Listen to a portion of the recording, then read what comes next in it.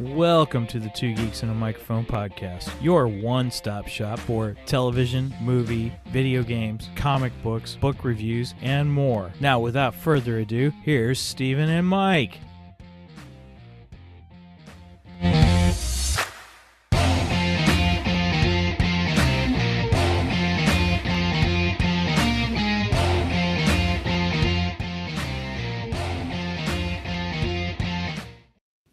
Hello there.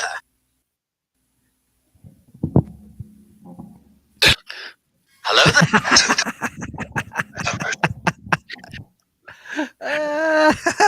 I will talk first. Good morning, everybody. Welcome to the Two Geeks and a Microphone show. I am your co-host, Mr. Stephen Buster, along with the one, the only, Mr. Michael Shanks. Michael, say hey to everybody. Good morning to all you geeks out there in geekdom land, and boy, is it morning. Hey, everybody, we are doing a surprise episode. So we're not used to being up this early, maybe on Sundays. Maybe Well, not. Well, I'm not used to doing this on Sunday. Let's just put it this way. Right on. So we're still trying to work on our coffee and Rockstar intake. He does the coffee. I do the Rockstar. Well, okay. So we start going into our intro, and all of a sudden I realized I don't know, I'm bored up. So I'm trying to get the soundboard up real quick. And then number 3 is my Who Talks or hello there, and number 4 is my Who Talks First, and I hit 3 and it worked fine, and then I hit 4 and where is it? It's not glitch. Well, hey everybody, That's we are my here excuse, just to have a man. good time, glitches and all. So I think we're good. So great to have you all with us today. What's fascinating, what's interesting is we thought, the Disney She-Hulk series just finished, and we weren't going to do episode by episode, but we said we'd do the whole thing. And here we are, because it just finished this past Thursday. And we thought, oh, yeah, we probably should do just a real quick, or maybe Wrap my up. brain wants it to be real quick, wrap up of this series. Now, there were some good things in this series. There is. So I guess we'll do our rating as we always do, everybody. We'll give our rating for the overall series, and then we'll kind of talk about our likes and our dislikes rather than going episode by episode. But if we feel like we need to go episode by episode, we can do that too. So okay. So we do 10 out of 10 or 9 out of 10 or 8 out of 10 or 7 out of 10 or 1 out of 10. But 10 what? What are we doing today? What do you think, Mike? Daredevil helmets. Oh, right on. Okay, I can go with that. I think that's great. Daredevil helmets. That will work. All right. So, all right, my friend, I would love to hear your rating for this series out of 10 Daredevil helmets. Wait, are we talking about red helmets or are we talking about gold helmets? I'm just kidding. We'll go I'm just we'll go with the yellow ones because that's what he used in this one. it was good. Yep. Right. Yep. So, I mean, we got to use the helmets that he used in the series, right? That's right. I love it. He still didn't really give a reason why he went yellow. I mean, I know in the comics there was a yellow version, but I remember him really stating why in this. No, I figured it was just the fashion sense of the guy who was creating all the costumes for superheroes. I just took it like that. Yes, I don't know. Anyway, so this thing started off, and I just terrible. It was decent. Some pretty good humor in it. There were some cringy parts to it. They tried to capture She-Hulk in the way in the Sensational She-Hulk comic book, she breaks the fourth wall. She was the first comic character I was aware of that did that.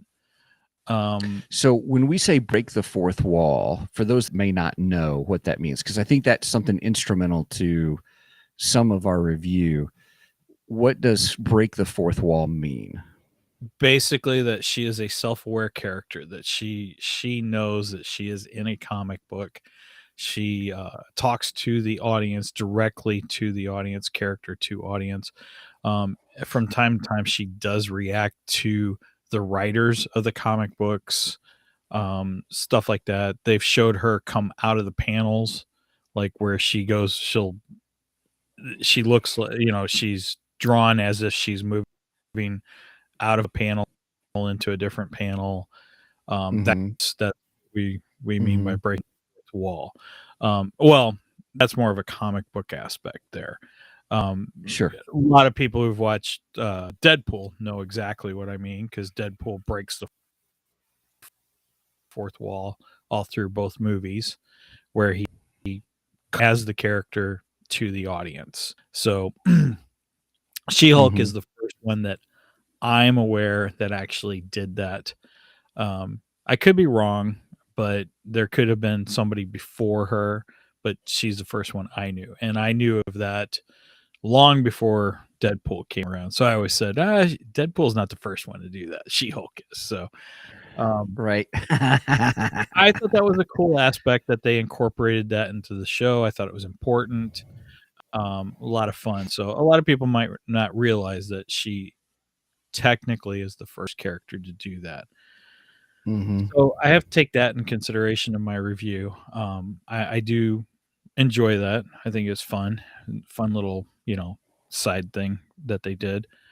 I love the callbacks to the original 1970s, 1980s Bill Bixby, Lou Ferrigno, Incredible Hulk TV show.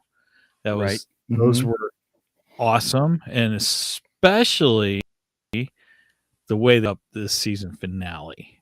I was just like, yes, I loved it. Yeah. Absolutely I loved had it. high hopes when I saw that. I was like, "Oh, I this did was really too. nice." Yeah, they did such a good job on the opener, and I'm like, this is incredible. Wait a minute. I think I'm going to drink to that one. Yeah. Cheers. That was a good one. That was very good. Well done, Mike. That was a good one. Thank you. So yeah, and then well, I'll get into that. This is my Okay, yes. this is my overall. Yes, So overview. I love the appearances of Wong, of Abomination, and of Daredevil. Great appearances Agreed. from each of those characters. They all did great jobs. I could have done without the what's her name? Megan B. Stallion, whatever. I'm not into that. I could have done without. That was cringy and crap. But whatever. The little twerking thing. Right. Is that yeah, I could have. Yeah. That could, I could care less about that. Okay. Now I got to say, a lot of people were calling out fans for, well, fans are saying that Marvel would never do that Stan Lee would have never allowed that. No, I don't agree with that statement either, because in the Sensational She-Hulk, there was a issue where they have her jump roping naked. Now they don't actually show everything. They only show up, to certain parts and everything. Right. But Right. But they're not revealing anything. And they make jokes about it. And they make jokes that they do it to get readers. Honestly, hey, at least they were honest about it. Right. I give them that. So I'm not. Oh, they wouldn't stoop to that. No, they would. I just didn't care for it. I just thought it was dumb. That's all. Gotcha. So, yeah, I would say overall, I will give this, because there were some good episodes. There were some enjoyable episodes, and then there were some cringy episodes.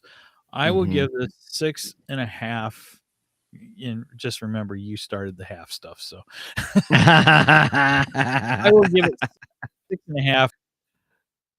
6.5. Yellow Daredevil. Morning, Brian. Thanks for joining us, buddy. Good morning, Brian. So 6.5 out of 10 is what you gave it? 6.5 out of 10. I give it 6.5. 6.5 out of 10 for Mike. Okay. All right, everybody. Here we go. Buckle your seatbelts. And excuse me while I pop my knuckles. Pop, pop, pop, pop, pop, pop, pop, pop. Here we go.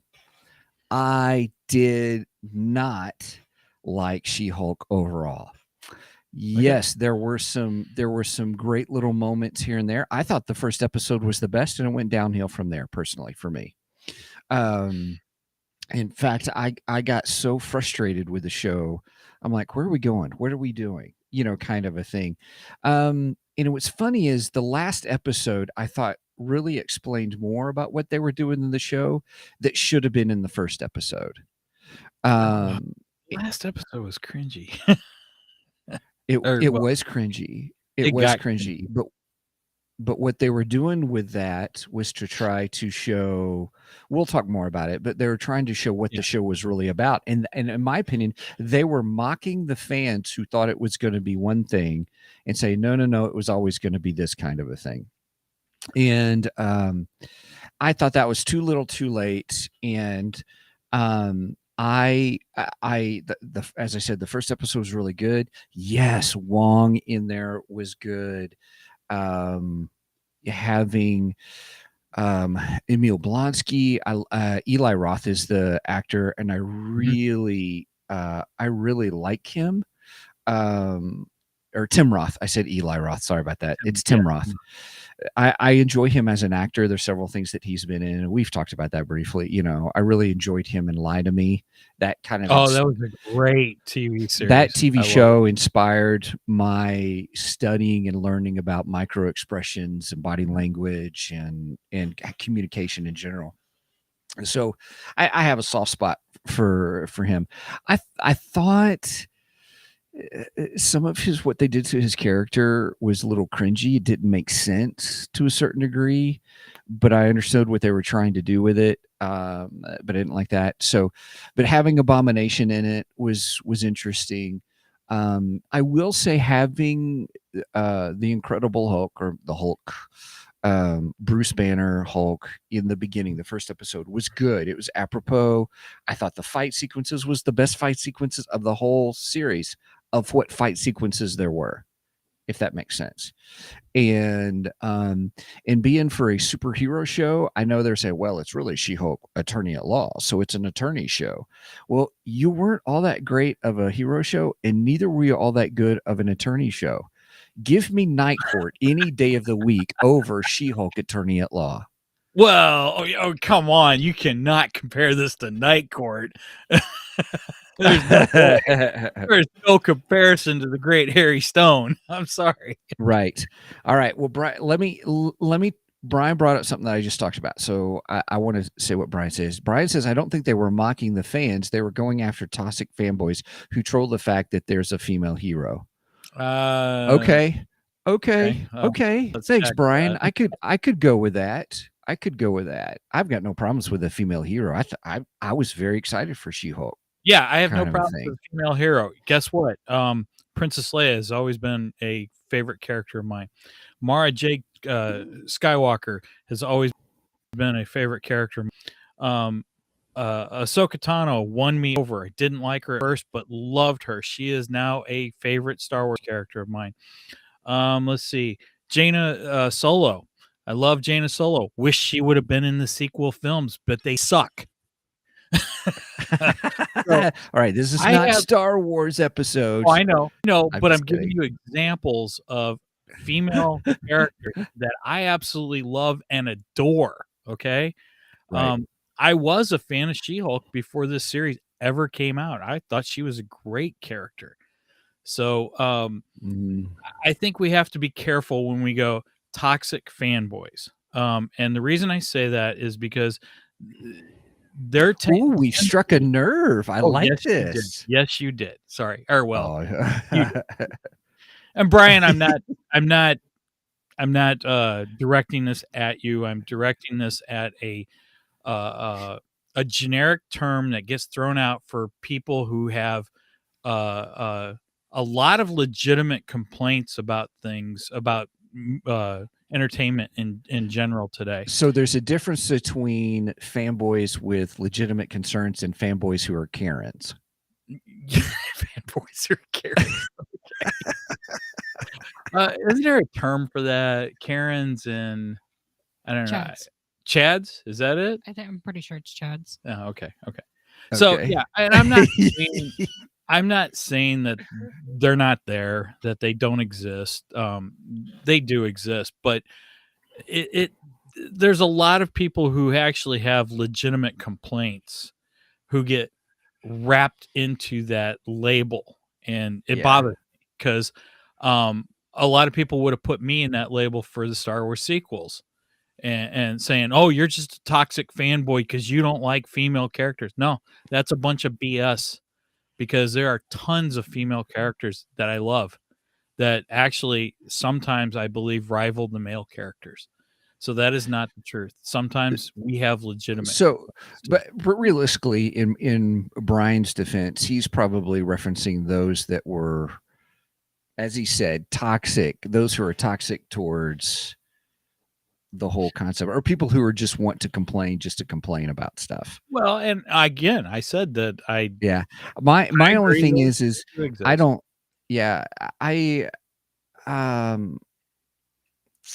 How do I say this? I'm gonna with the ending. We're kind of talking about the ending. Let me come back to that. I reserve permission to come back to this because I still want to finish my overview. I feel I want to finish my overview, but there is something to be said about the last episode, and I apologize for kind of going more detail of that when I'm supposed to only do my overview and stuff. But Brian, I do appreciate your thought. That it does have me thinking right now, though. I do too. Actually. And Brian, I am not attacking you, by the way, just so you know. So my rating overall is going to actually be 5 out of 10. Right smack dab in the middle, because I love the first episode. I thought it was great. I was looking forward to it. But I had some quirks with it, but it's like, okay, I'll give it a shot. Now midway through, I really wanted to give up on the show. I really did. And I was like, well, at least it's only 30 minutes. I think that was my complaint at the beginning, was like, dude, these things are only like 20 minutes. There's nothing happening. You should have just combined these episodes, to make 40-minute episodes or 30-minute episodes or whatever. Once you threw in how long the credits were, these were not 30-minute episodes. So that's why I was like, like this last episode, the runtime on it was like 34 minutes. There were 5 minutes of freaking credits in this thing. And I'm like, really? 5 minutes? And part of the reason there's so many credits is they have to take and translate every name into every single nation that Disney Plus is going to. Okay. Realistically, if you're in one of those nations, tell me, do you really care? Because honestly, most of us here in the U.S. don't even care. And if we do, we're going to look it up on IMDb. Well, or if we go through the credits, we just do the Steven skip to the end to make sure there's not a end credit scene. Yeah, make sure there's not an end credit scene. Exactly. I don't know. I don't see the point of doing the credits over and over and over in every single possible language that could possibly see this. I don't get it. It doesn't make any sense. Because again, if you're really interested in that, you're gonna go look up the information. It's there, and it's gonna be there in every language. So I don't get the point of that. I think it's a waste. Anyway, so yeah, I'm getting a lot of rants in today. Sorry. That's okay. So there's my score. I give it 5 out of 10. I think more importantly, would I watch it again? And the answer is absolutely not. No, I won't. I probably won't go back and watch this. I watched it, and it was okay. I think the acting was fine. I don't think there was any issues with the acting for me. I think some characters were a little over the top than others, but I mean, that's just kind of what it is. excuse me. I think the visual effects. I know some people were complaining about the visual effects, but at the same time, I'm like, well, compare movies to TV shows. And as far as a TV show goes, it wasn't actually that bad, kind of a thing. So could it have been better? Absolutely, right. But they don't have limitless budgets. And besides that, you may have a pretty. Well, I was about to go on a rant about Amazon Rings of Power. It may look good, and you may spend $100 million per episode, but you know, I still haven't watched kind of. I have no idea what to say about Amazon Rings of Power. It's pretty. I am currently It's watching. So yeah, me too. I'm spending my extra time trying to get in Sandman. You know, so I can't wait for our review on that. yeah, we're over that. So I would say, 5 out of 10. Moving on. What are here we go, Brian. I thought it was a fun show. I'd watch it again, Brian said. Okay. I'm worried about Matt Murdock Daredevil, though. They really watered down his gritty character for this show.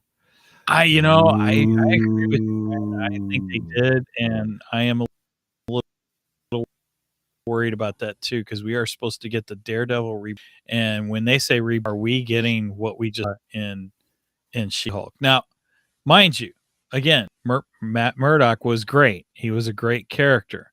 But you are absolutely right. They did water him down for this show. And it was only for this show, or is that going to carry over into his new show? I totally agree with you, Brian. Mm-hmm. Mm-hmm. Mm-hmm. Mm-hmm. How? Mm-hmm. What do you mean, how? Mm-hmm. Was he watered down? He was not. Have you seen the gritty... Netflix? Dude, Netflix, yeah. I don't know. Yeah. Netflix. Gritty. Daredevil. He's on the level of that. It was the best. The Netflix Daredevil show was the best of all the Defenders shows. It really was. I would go Daredevil and Punisher neck and neck, man. Oh, I love both of those shows. What about Jessica Jones? Well, yeah, Jessica Jones was really good too. It was good too. But I was saying I liked Daredevil better than Jessica Jones. I did not put in Punisher in that because I said the Defenders. He wasn't a defender of the four Defenders. He wasn't in. Yeah, I hated the Defenders. No. I thought I was gonna love the Defenders, and I hated it. I couldn't even watch. I couldn't even watch through the first episode. It was so. Yeah, let me wrangle us back into gritty Daredevil was better on Netflix than what he was. Great. I think Brian. He was fun. Okay. Cameo. Yeah, Brian. All right. First season of Jessica Jones and first season of Luke Cage were awesome. I agree with you on Jessica Jones. I agree with you on the first half of Luke Cage. The first half of the season was great. I agree with both of those statements. Jessica Jones was awesome, and season 1 of Luke Cage was great. Season 2 was just I don't know. Something happened with season 2 that was not quite as good as season 1. All of Daredevil and Punisher were great. I have only seen the first season of Punisher.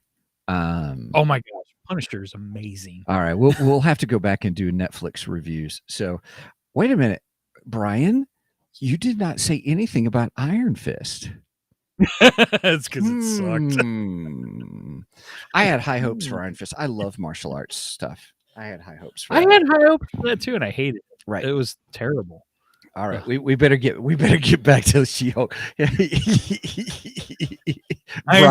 Brian Ramsey, everybody in the chat says Iron who? Iron Man, I'll tell you that. I'll bet Brian will agree with that statement too. Yeah, it just goes to show you a lot of things are hit and miss with these kinds of shows. But grittiness of Daredevil is, I think, why everybody loved the whole Netflix Marvel. I agree. Universe. Yep. And was really good. And to see, Brian, you're right. To see how he was kind of watered down was awkward for me personally. even though I love seeing him in there, I love the moves that Daredevil was in, kind of a thing. So, all right. Sorry. Brian's he's taking, or no, Brenda said that one. That was great. Tell everybody what it says. It says, is Iron Who and combination of Iron Man and Doctor Who. Yep. Well, that means we got to get David Tennant over into Iron Man, and I'm all for that. Anyway, that's funny. So, all right. Anyway, so that's the whole concept of Daredevil being in the show, which I thought was interesting. Michael, your thoughts about Daredevil in the show? Continue on with your thoughts. You were saying something. I thought Daredevil had a very good cameo in it. You know, I enjoyed his cameo in it. I liked him. I liked seeing him as a lawyer. That was fun. You know, we didn't. Yeah, good call. We didn't get as much of that in the Daredevil series. We didn't really see him as much as a lawyer in that. So it was kind of cool to see him in his craft. I enjoyed that. You know, we saw a few fight scenes with him where he got to team up with She-Hulk, and I enjoyed that too. But I do agree he was a bit watered down, and I guess that was more for the comedic aspect of what this show is supposed to be. And so, but overall, I enjoyed his appearance. I agree with Brian. I hope that does not carry over into his. That's all. Yeah, I think for me personally, overall, I think the showrunners missed really what fans were looking for in a Marvel TV series. Their expectations. When you've created a genre and they were trying to switch it to a different genre of court, you know, a court drama, for lack of a better term, there wasn't a whole lot of court drama. Realistically, there was some, but then at the same time, you're doing a lot of her personal life, which okay, but then you're still a superhero, and I get you're trying to battle with her whole aspect of trying to be a superhero and her dating life and stuff. I'm like, okay. Well, yeah, I think you have to have a little bit of that in there. That's going to be part of her life, you know, being the fact that she is known, you know, everyone knows who she is. And so, yeah, I think you have to have a little bit of that in the show. I didn't necessarily have a problem with that. Sometimes I'm not saying I thought it was good. It just wasn't executed great. I think the show was mixed up on really what its focus was to do it well. That's my opinion. And then you had the final episode, the season finale. But before we get Aren't we supposed to be talking about what we like? I know. I'm sorry. Well, we did like Daredevil. We did like Daredevil in it. And I liked Abomination. I thought Abomination was good in it. I know you said that you didn't feel that he lived up to his character. You know, I think they were going somewhere with that because I think he's a bit of a con man. You know, I think he's becoming this con man. And I really don't know a lot about the character in the comic books, so I can't say versus, you know, what the Abomination is in the comic books. But I just had this feeling that Blonsky, ML Blonsky, was just becoming a con man is the way I looked at it. Because obviously when you see him in the final episode, well, it depends on where you take that as whether it actually happened or not, but you see that and I think he was, where he was actually turning into the Abomination when he wasn't supposed to. And I think he had been doing that and not letting her know that he wasn't letting Jennifer know that he was doing that. So, in that aspect, I liked the Abomination. I thought he was good. I enjoyed him.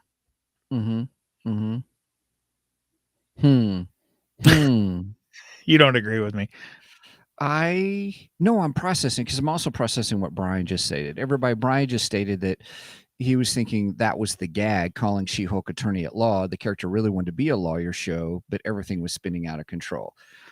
Okay. Well, I think they Okay. kind of make a joke of that on the season finale too. Yeah.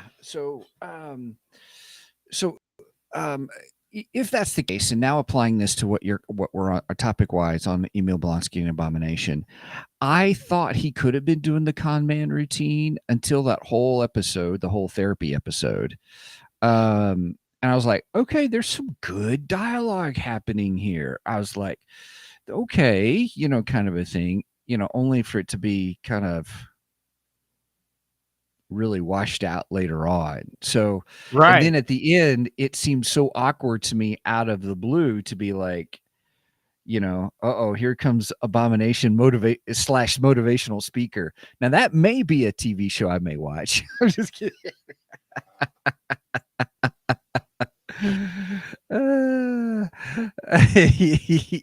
Abomination : motivational speaker. Well, Since we've done She-Hulk : attorney at law. How many times do you ever see in a TV series where these motivational speakers are actually good? Oh, right. Yeah. They're usually freaking cult leaders. Right. Or con men and something. So that's where I'm like, at the end, I understand why you were saying what you're saying. That, he was being a con man. I'm like, oh, okay.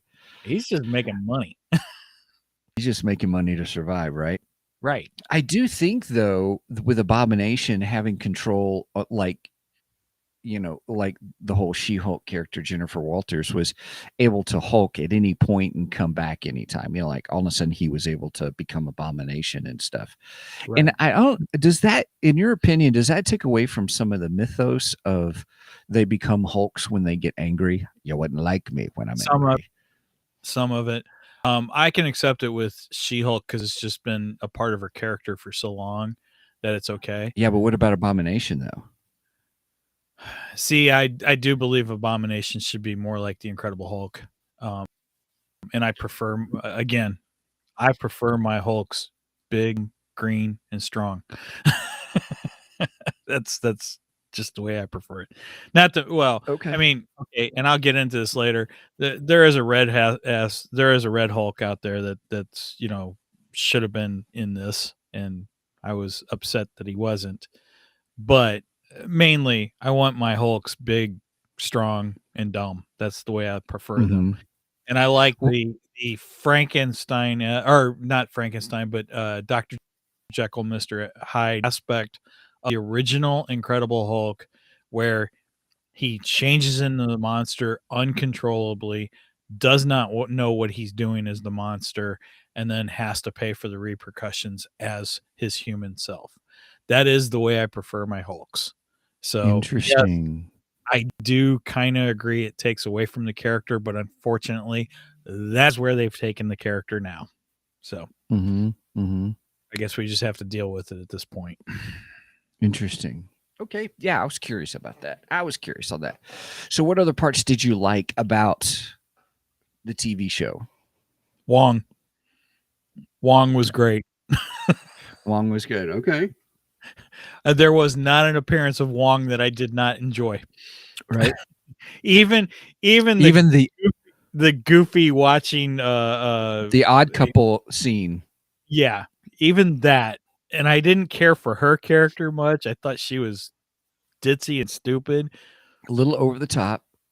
But it worked with Wong. It worked with Wong. I thought this would make a good Odd Couple episode. I wouldn't want a whole series, but an Odd Couple episode of the two of them sitting there watching, stuff. I thought that'd be kind of mini web episodes. That's something that used to be a thing, and it'd be fun to do that. Just have some mini web episodes, like Thor with his roommate. Right. Something 10 minutes long and goofy and just fun. Right.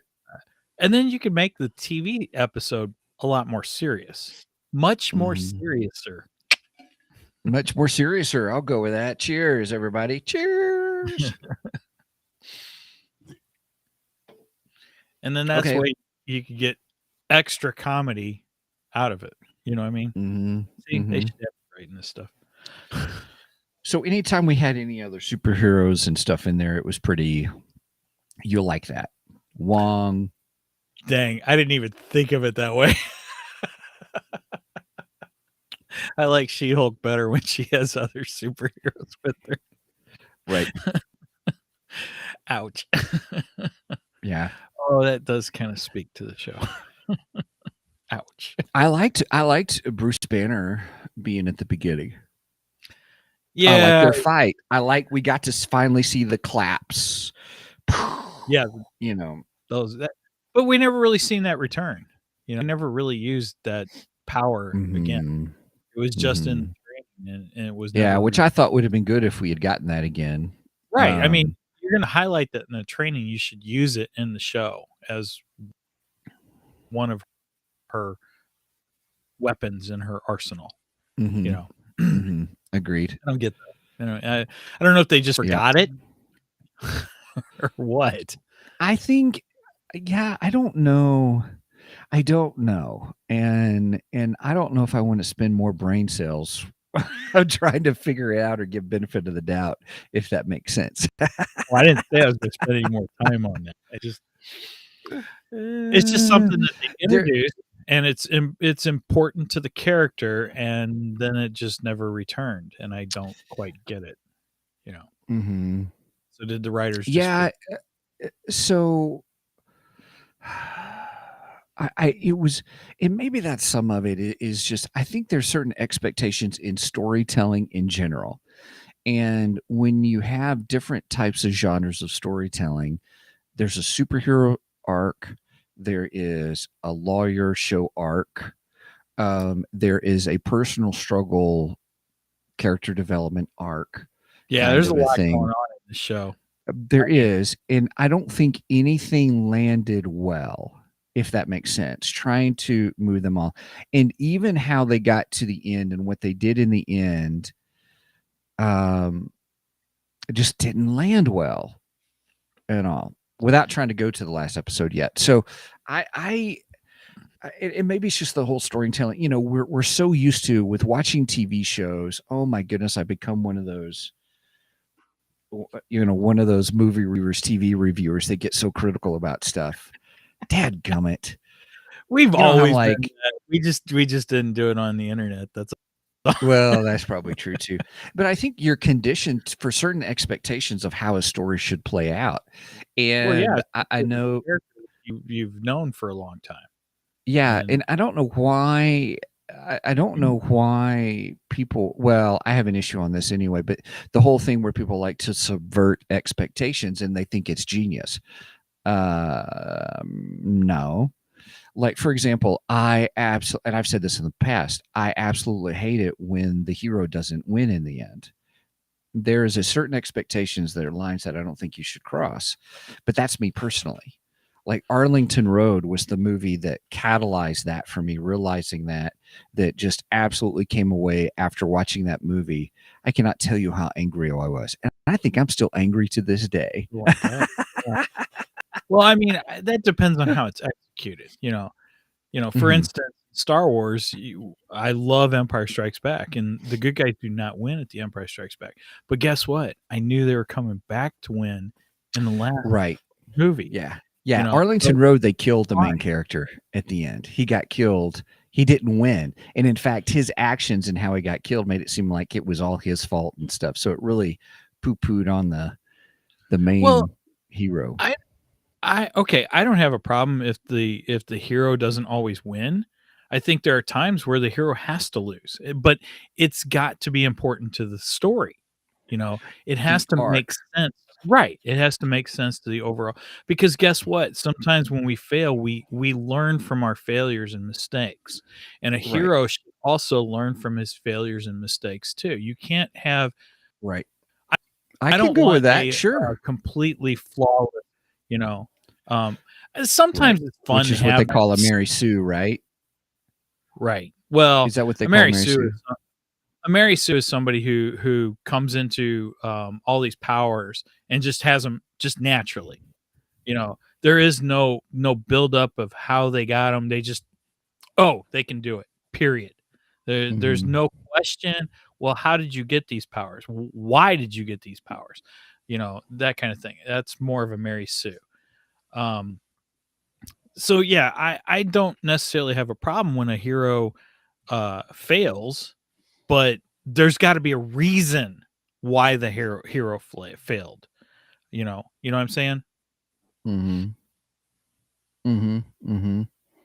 Yeah, I can go with that. Arlington Road was not that, but I do I don't agree know with you. Arlington Road, so I can't agree with you on that. Yeah. So, but I would agree with you on that. You do, because you have a sense of hope. Even in Empire Strikes Back, you had a sense of hope. Yes. Kind of a thing. Right. Yeah. Growth and hope. I can go with that. Yes. Okay. Now, and coming hope back, is a theme to the original Star Wars series. After all, yes, first movie is subtitled A New Hope. Right. So, how did we get here from She-Hulk? See, I can't wrangle us back now because I can't remember how we got here and why. Because my brain always goes to Star Wars. I think so. Maybe. Right. All right. So let's do this. Let's go things that we didn't like, and obviously we've done that quite a bit. But before we hit the final episode, what were some things that you didn't like in the show? And that probably is balanced the things that you did like too. But obviously, the twerking scene did not work for you. It didn't work for me either. I first thought, oh, maybe they just threw it in for comedic stuff, but I'm like, yeah, that's not really all that funny. It's kind of cringy. It was just, I don't know. I thought it was not placed well. I didn't like it. And I just don't care about Megan B. Stallion. She just doesn't do anything for me. So that might be part of it too. I guess there's fans out there who, if you love Megan B. Stallion, so be it. That's great. I'm more power to you. I'm not complaining about that. I didn't care for it. Right. I didn't think it added anything to the show. Honestly, I guess it seemed out of place. It's like all of a sudden we're just going to throw this in. So it didn't seem like it was part of the storytelling. Right. I guess it was funny in the courtroom when you had the whatever, the shapeshifter when she was posing as Megan B. Stallion. I mean, that was kind of funny, because you had this aspect of Megan B. Stallion is this superstar, and how in the world would this guy have gotten this superstar, and what makes him think that he could get this superstar? So I get the comedic aspect of that. I understand that. I just didn't, yeah. Anyway, so that really just didn't do anything for me. I hated the wedding episode. It did nothing for the series as far as I'm concerned. Of course, I guess it did set up the. So you're saying it was like a filler episode? Yeah, it was. It was a filler episode.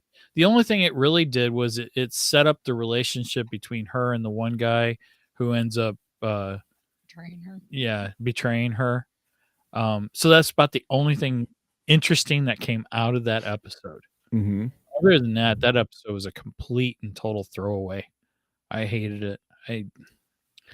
I didn't care about the whole high school how do I say it? Like the high school reunion aspect. So and so's jealous of so and so because they became this. I don't care about that. I don't go to my own school reunions, and that's what that felt like. Honestly, what it felt like. It just felt like a high school reunion drama thing, and I don't go to my own high school reunions because of that kind of crap. We're doing our high school reunion right here, buddy. That's right. I do my high school reunion with those that I want to.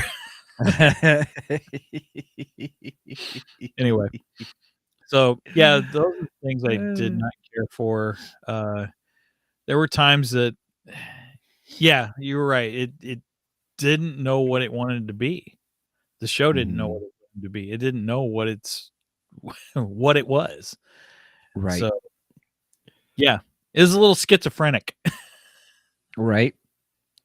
Right. I hear you. So, um, so let's go to the end, please, because we've already outlasted 2 episodes of She-Hulk. Wow. Uh, Hey, are you everything's froze up on my machine. Are you seeing me? you were frozen in the picture, but I still hear you. Yes. Oh, now you're catching up. I keep getting a window pop up. This is weird. Okay. Okay. I think I'm back. Sorry. Yeah, you're back. You're I good. had a going on there. Yeah. Uh, Is it doing it again? Yeah, I apologize. I'm having some Technical difficulties? technical difficulties. That's all good. So I tell you what, while you work that out, I'm going to start talking about this last episode. Right. Yeah, I may have to I'm go just- out and come back in. So That's totally fine. Go ahead. All right, everybody. So here's my thoughts. Here are my thoughts on dun, dun, dun, dun, the last episode of She-Hulk Attorney at Law. It was interesting because we ended up having a couple of like surprises of, here's Emil Blonsky's character who now is showing up as Abomination as a motivational speaker. You find out there's this whole group of guys who don't like women or whatever is how they brought it up or something to that effect. And I'm like, this is so weird. And then all of a sudden, the one guy that she was dating, what was his name? Todd was his name. All of a sudden becomes a Hulk, and I'm like, well, that's kind of weird, but okay, I'll kind of go with it. We're adding another Hulk to the show, and then all of a sudden, here comes Bruce Banner. Got your message. Boom. He comes in, and I'm like, what is going on here? And then all of a sudden, it stops. okay. So since we are into the last episode, dang it, I keep having this issue. You're doing okay so far. I keep getting a force quit window pop up. I don't know why. Anyway, it's driving me crazy. All right. I thought that we were going to get Red Hulk in this final episode, honestly. Okay. Because she made a comment a couple episodes ago about the Red Hulk. It was one of her breaking the fourth wall moments. She made a comment about the Red Hulk, and she made a comment about Red Hulk in the season finale. And I thought for sure we were going to get Hulk. And I was like, okay, this could be interesting if we're going to get Red Hulk and we get a battle between She-Hulk and Red Hulk. I was all up for that. And they went nowhere with it. And I'm like, what happened here? I don't understand. The other thing that I did like about this final episode, I don't know if you talked about this when I went out and came back in. I love the whole opening of this episode. The whole opening was great. Yeah. This total callback to the Lou Ferrigno and Bill Bixby Incredible Hulk. Bixby. It was great. And she was even done just like him, like the classic 70s, 80s Hulk. It looked like just like that. And I thought that was the best thing out of the whole series. Personally. I did too. It was amazing, man. That was so good. And I had high hopes for this episode, seeing that, Yeah. So that was one of the things I really enjoyed about this episode. And then it got weird. It got really weird. Really weird. Beyond weird kind of a thing. So I get it. They were trying to do the whole break the fourth wall, and they were kind of making fun of the whole what is this, what all you guys expected was a big old Hulk smash thing? Or I'm like, yeah, I want a big Hulk smash thing. Let's do this, kind of a thing. Even though it was kind of weird, but I need some action in my Attorney at Law show.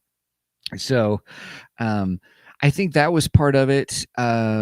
Then, breaking the fourth wall was kind of neat and unique. And then seeing Kevin, the way they did that was, I thought that I didn't think that was humorous at all. Personally, I thought it was kind of weird.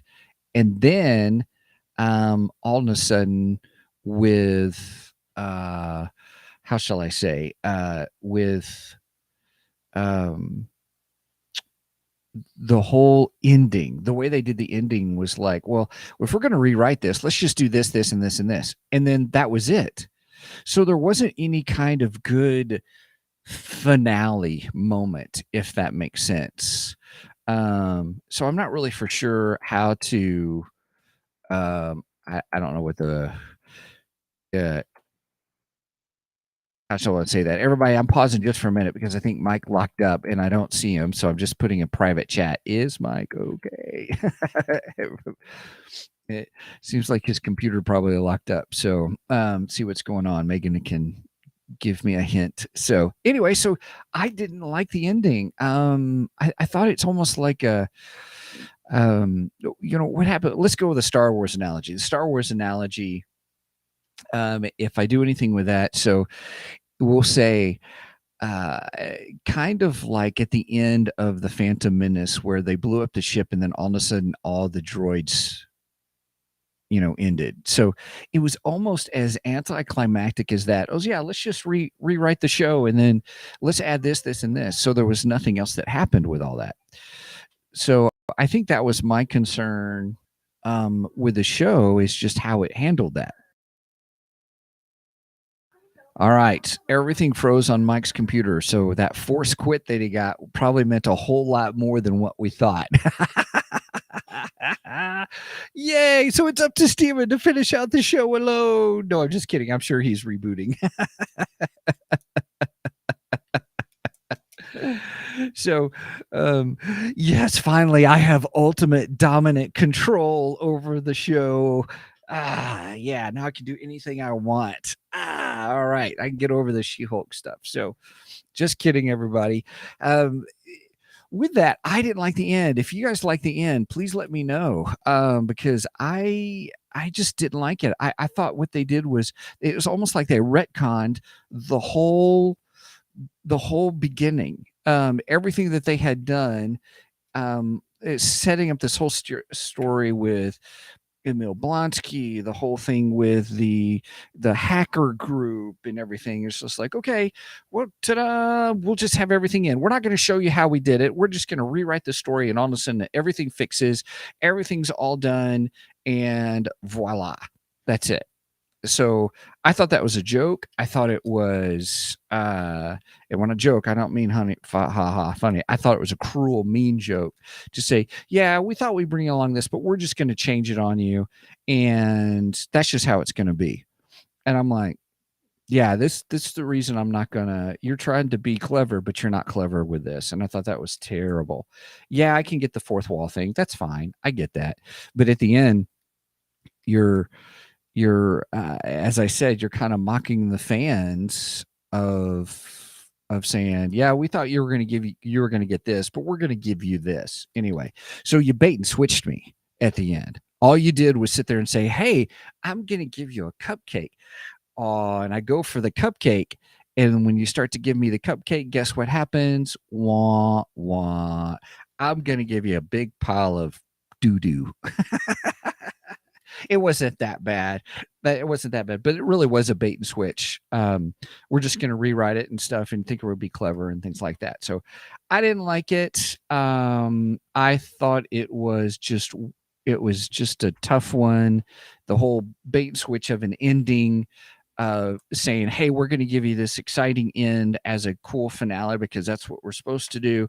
But no, never mind. We're going to give this stupid Kevin computer that does all this algorithmic stuff, poke fun at you guys at what your expectations are, and we're just going to finish it out. Bink, bink, bink. All of a sudden, magically, the show's over. That is not a finale to a series. Okay, Mike, welcome back. Good Hi, to I'm see back. you, my friend. I don't know Sorry how about much of that you heard. I know you were trying to get your computer up and running again. Yeah, somehow I used up all my resources and everything got messed up. So luckily, we should have a recording through Restream because Restream. GarageBand is hosed right now. Ah, Everything is hosed. I think I gotta go get a external today and get some stuff off my hard drive. I think that's what the problem is. gotcha. Anyway, no, it's not my Mac. So shut up. I don't want to hear it. I'm not saying anything. I want to finish this episode because I'm to the point where now I'm frustrated. Now I'm talking about this last episode and what a knee jerk response I have to it. I didn't realize it till I started talking about it. I have no idea what you're talking. I heard something about cupcakes, and I was like, "What in the world is he talking about?" Yeah, sure. So real quick, it was a bait and switch. Oh, here, have a cupcake of an ending. It's going to be sweet and wonderful, but instead you switched it out and you gave me a pile of poo poo. Oh, okay, all right. All I heard was something about cupcakes. I'm like, "What is he talking about?" I leave for a few minutes, and the show goes to baking. What happened? Yeah, you missed it because even while you were gone, I was like, "Oh, he's gone. Now I can do the show all on my own. I can do whatever I want." Okay. Yeah, this whole Kevin thing. All right. I got kind of excited when they said, "Well, you have to talk to Kevin," and I'm like, "Yeah. Oh crap! Does this mean we're getting Kevin Feige?" Which I thought would have been hilarious if that would have been good. Yeah, if She-Hulk would have went and talked to Kevin Feige. I was really looking forward to that. That would have been good, yes. But no, instead we get this Kevin Kevin, right, which is basically Jarvis. Let's face it, that's what they were doing.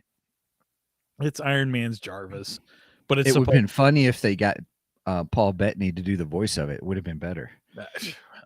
Well, it would have been better if they would have just gotten Kevin Feige in there. Well, that would have been a much better. Cheers, yeah. Right? maybe they just felt Feige wasn't up to acting, but he don't really have to act. He's just got to be Kevin Feige, He's just got to be himself. So I was disappointed with that. I mean, yeah, okay, it was kind of funny, but it really wasn't. It just didn't land. It's a joke that did not land. Yeah, I agree. Now, I did like when she came out of the menu. That was cool. That's classic awesome. She-Hulk, and I thought it was good. Megan, what'd you say? I said that was awesome. Yeah.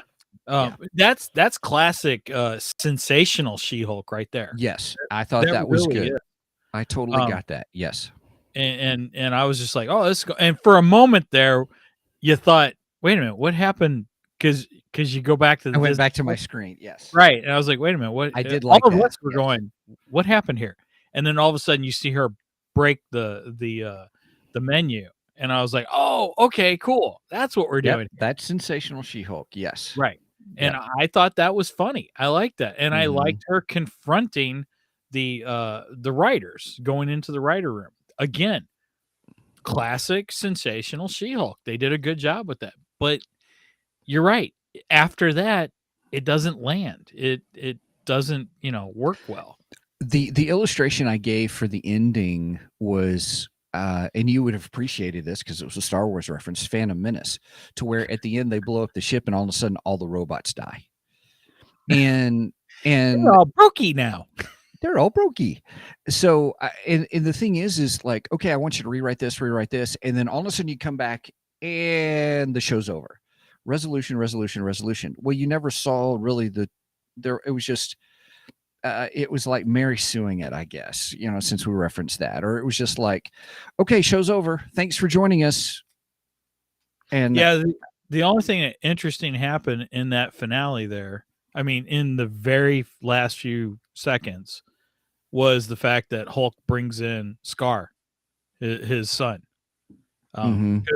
Because both Megan and Brenda were like, he has a son? I go, yeah, actually, he does have a son. Actually, I think he has two sons, but yeah. Mm-hmm. Yeah. So. Yeah. I thought there was a fun joke when Wong goes and gets Abomination there at the end where he goes in and he says, sorry. He's like, hey, you're late. And he goes, sorry, sorry I'm late. He goes, and Emil Blonsky goes, you got on a different show, didn't you? He's like, yeah, come on.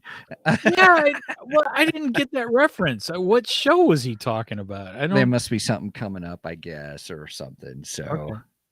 Yeah, because I was like, wait a minute, what show? I don't know any other show that he's in. Maybe Right. he's going to be in the second season of Loki. Oh, okay. Who knows? I don't I'll know. take anywhere I don't know. Wong shows up. I- I'm happy to watch. Right. Yeah, I don't know. Yeah, I don't know where I'm Like- at on the. Go ahead, Megan. I was just Go going ahead. to say, I think that they are, yeah. What's the word? I don't know. I'm not sure. Loki 2 is coming. It is coming. In process of making. Yeah, it's on its They're way. in production. Maybe you're right. Maybe it is Yeah. Loki 2. I don't know. Maybe.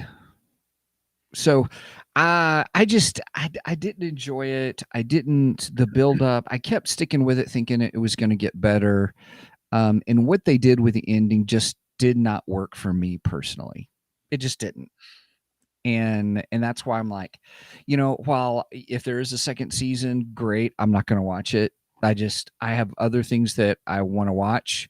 I only have so much time, and this just didn't do it for me. I feel good about saying I gave it a fair shot.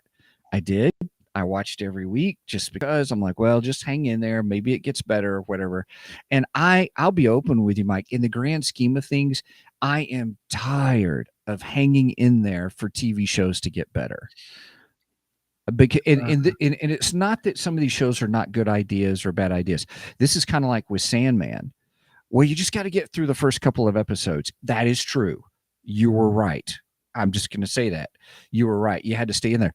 But stop drawing out stuff that doesn't need to be drawn out. Just make it good.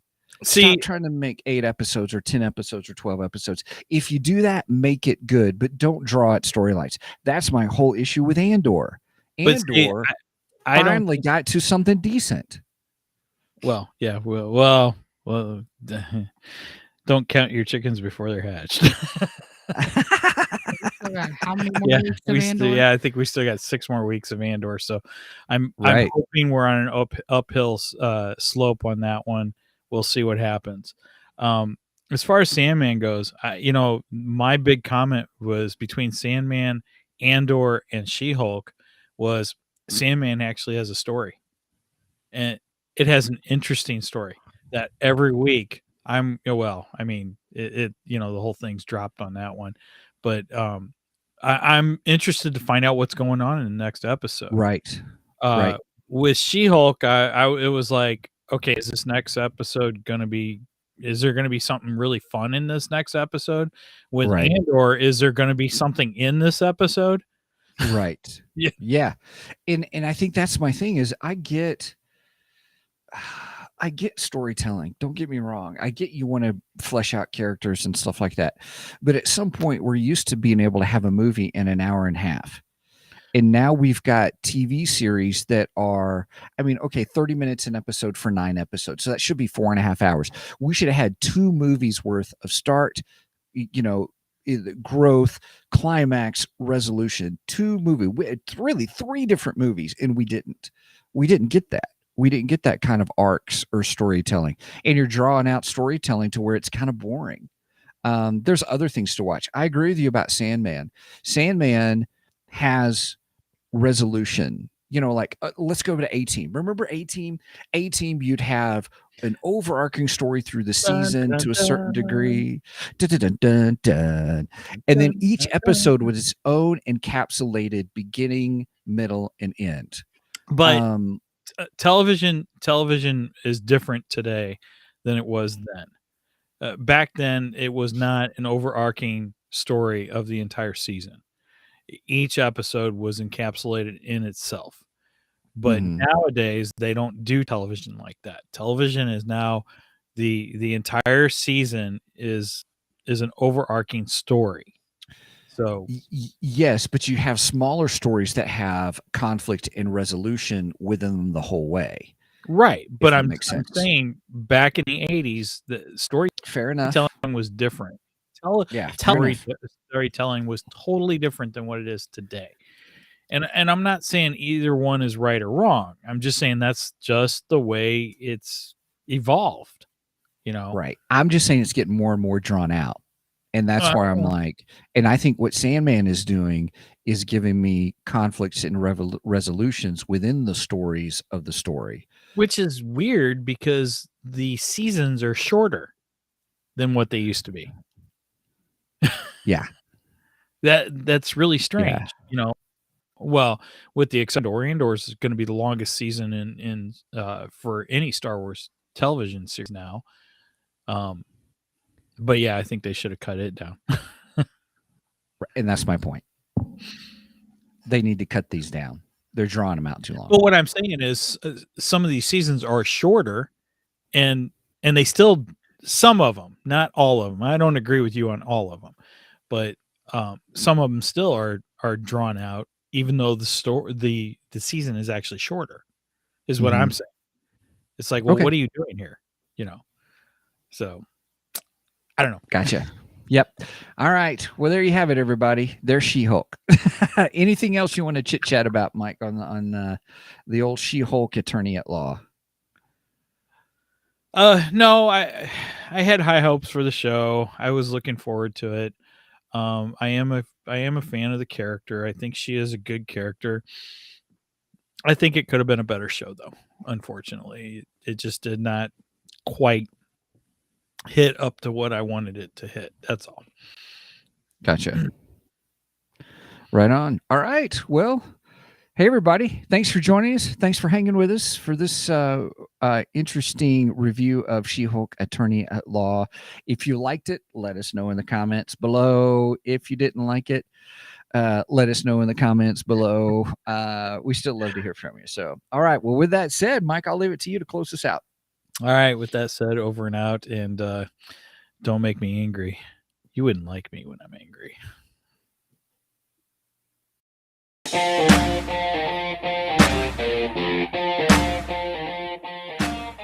Thank you for joining us today on the Two Geeks and a Microphone podcast. Tune in next week when we will have more news and reviews. Until then, may the force be with you.